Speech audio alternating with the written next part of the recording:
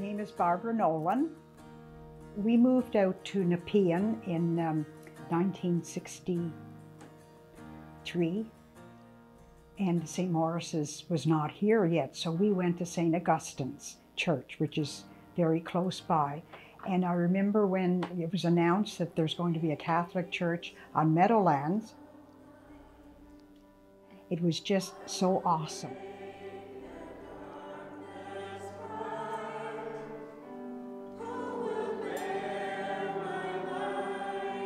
Well, we had no prior warning that we were no longer welcome at St. Augustine's. As it turned out, we would be going to the public school for Mass and would be members of St. Maurice.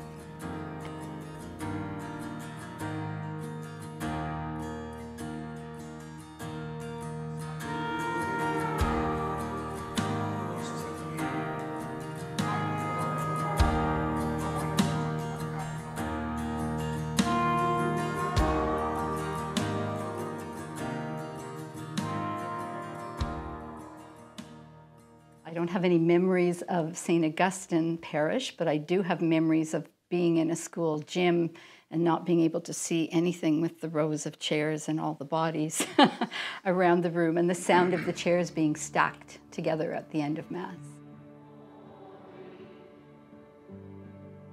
We didn't join St. Maurice. They adopted us.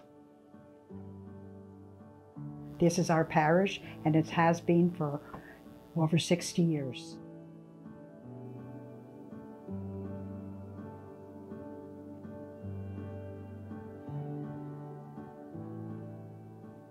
When you walk into the church, the first time you look, and the semicircular seats and the sloping aisles to the center, the focal point is the altar.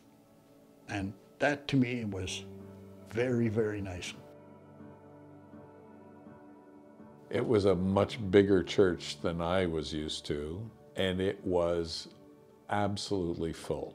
And then, of course, we had to try to find a seat. I came from St. Patrick's downtown, where they were very ornate. And I wouldn't say our parish is ornate. We found this parish very lively. There's a lot of people, a lot of singing, a lot of just joy around. So it was different to some of the other parishes we'd been to in Ottawa. My parents moved in 1967 from downtown to the suburbs, and so St. Maurice was our natural parish. Completely different than any church I had ever been in before.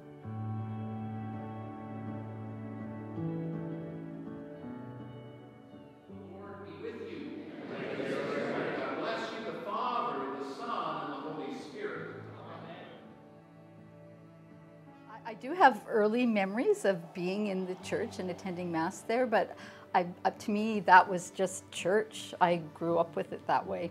Well, it was a different church because of the more modern kind of building to it, right, than the traditional. It certainly has grown on us over the years.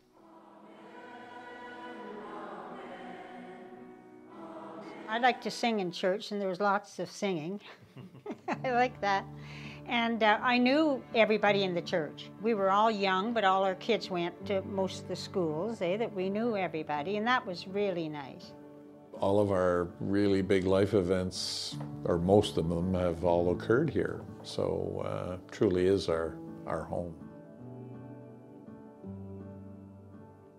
You say it was different, and it is, but it was appealing in a sense too, just the design of it, plus the people were welcoming, friendly, same as they are today. It was, kind of love at first sight.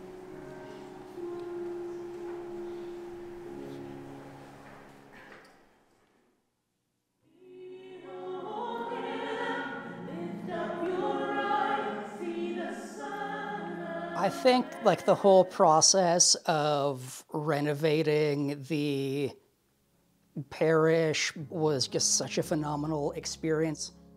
The old parish hall we had was small, the walls were this cheap paneling, the whole thing smelled like coffee. But now we've got this beautiful open space, so going from what we have now was mind-blowing as like an 11-year-old. We used to have to go out to neighboring churches and borrow some of their space to have a social function. And when the atrium was added on, it really made the church for social activities. And it's been a wonderful boost to the parish.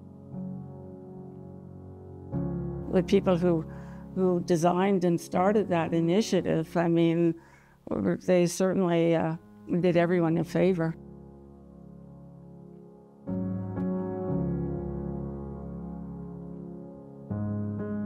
Having the atrium was pivotal, growing the community and having that sense of community and friendship.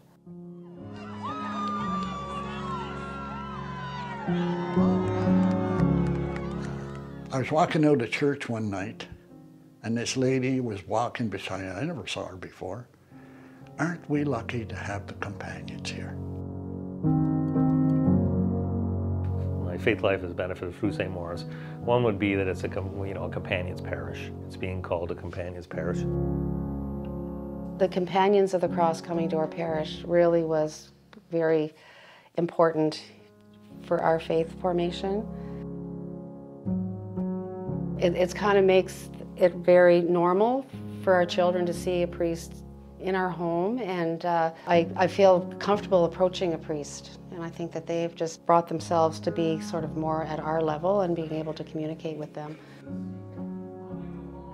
They've been inspirations to me, and they're not only spiritual leaders, but to this day, they are all still friends. St. Maurice is a wonderful parish. I think we're going to see changes, going forward. But what is going to be consistent is not necessarily the building or the area that we're right here, but it's the community.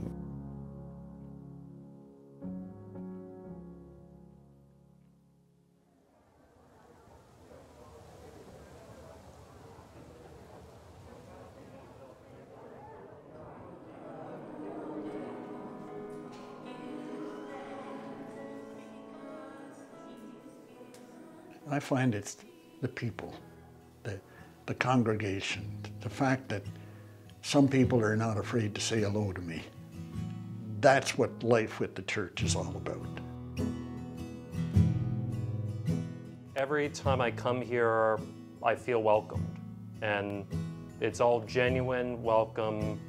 The people make the parish. It's just the way that everyone makes you feel so welcome. It's such a community-filled atmosphere. To me, as somebody who's autistic and as someone who's been struggling with mental health, having a group of people that I can comfortably go to and say, guys, I'm not okay, and have them say, don't worry, we've got you, means so much to me. When you look out and see how many of the pews are filled with people who are eager to come and share our faith, that we're very, very blessed. Here, this parish has given us a little bit of what we missed after migrating to this country, so especially from a faith formation perspective. My friendship with Jesus Christ has grown because of the friendships that I have with others.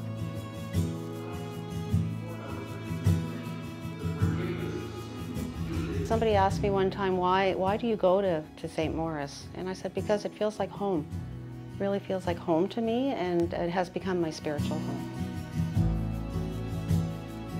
It's really a big social community. And like I said, I always thought of it as our church. The fact that you're not afraid to talk about God. The thing that most people, and myself included, will say when they hear about St. Maurice is that it's such a large and vibrant community. And to watch these young families is truly wonderful, you know, to witness.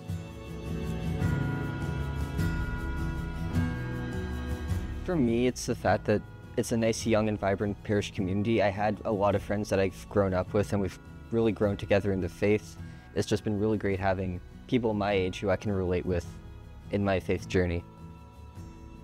I've been at this church for as long as I can remember. I don't have any memory of not being here, so I don't know what it would be like not being a parishioner here, because it's just that important to me.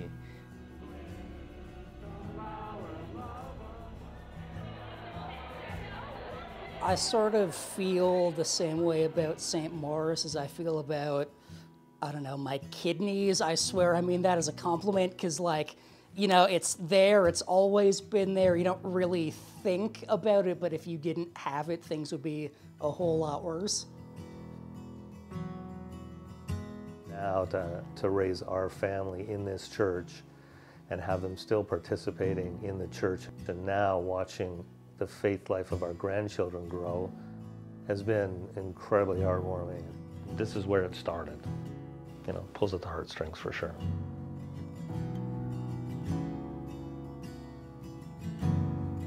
Yeah, I think I'd have a hard time imagining what my life would be rewritten in a certain way if St. Maurice was not a part of it, just because connections, community, I can't picture my life without all those things. We have a really good future for St. Maurice. You know, we seem to be drawing people in from surrounding communities. Yeah, and I just think of all the people from the 60s to now that have contributed to this parish, and that's why it's here. They set the groundwork, you know, and really appreciate what they have done before us to keep St. Maurice going. You know, I hope they know that they are appreciated. Cool of the night, saw you in a newly made sky,